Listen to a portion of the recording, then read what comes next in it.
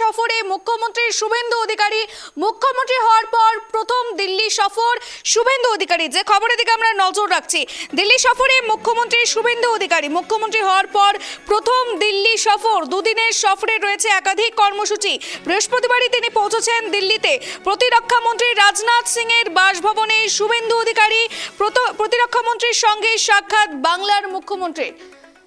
এ বিষয়ে বিস্তারিত জানবো। এই মুহূর্তে আমাদের সঙ্গে টেলিফোন লাইনে রয়েছে আমার সহকর্মী সত্যজিৎ। সত্যজিৎ, দিল্লি সফরে মুখ্যমন্ত্রী হওয়ার পর প্রথম শুভেন্দু অধিকারী, এই সফর কতটা গুরুত্বপূর্ণ?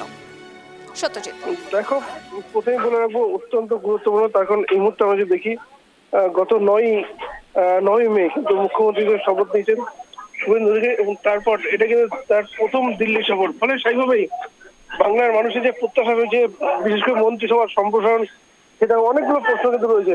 এবং তাছাড়া গুরুত্বপূর্ণ যে দীর্ঘ যে লড়াই, অর্থাৎ যে ডক্টর শ্যামাপ্রসাদ মুখার্জিকে আদর্শ মনে করে রাজনীতি করা দিয়েছি, তার জন্ম এই বাংলায়। ফলে সেই বাংলা দখল, তাহলে পটভূমি কি হবে, কোন প্রক্রিয়াতে এগোবে, এটা কিন্তু সবচেয়ে গুরুত্বপূর্ণ প্রশ্ন।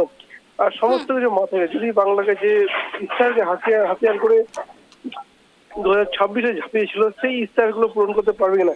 তবে একদিকে যেমন বিপুল পরিমাণ ঋণের বোঝা রয়েছে, ঠিক তেমনই কিন্তু রয়েছে বিজেপির মধ্যে একটা অন্তর্দ্বন্দ্ব, অর্থাৎ এই যে লড়াই, সেইখানে থেকে খুব গুরুত্বপূর্ণ মুখ্যমন্ত্রী এই শপথ। এবং সেখান থেকে গুরুত্বপূর্ণ হয়ে উঠছে যে আগামী যে সামনে মন্ত্রিসভা রয়েছে, সেই মন্ত্রিসভার সম্প্রসারণটা কি হবে, কারা আসবে নতুন নতুন মুখ। কারণ 294 বিধানসভায় 41 জন মন্ত্রী কিন্তু পায়, এবং সেই 41 জন কারা হবে সেটাই বড় প্রশ্ন।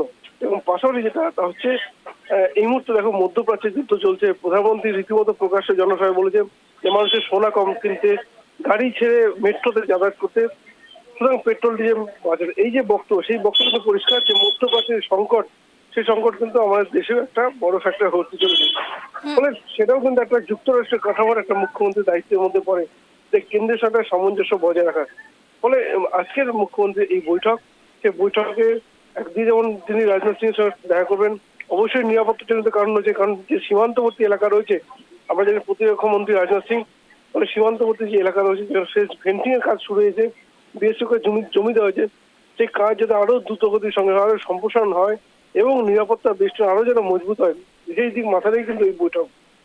ফলে আগামী দিনে বাংলার নতুন সরকার যে পথ চলা, সেই পথ চলা যে দিল্লি থেকে বিভিন্ন দিক নির্দেশ, বিভিন্ন সাজেশন বা বিভিন্ন উপদেশ আসবে, তা বলা বাহুল্য।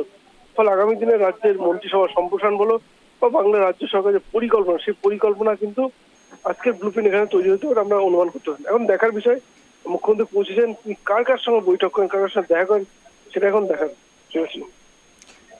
ধন্যবাদ সত্যজিৎ।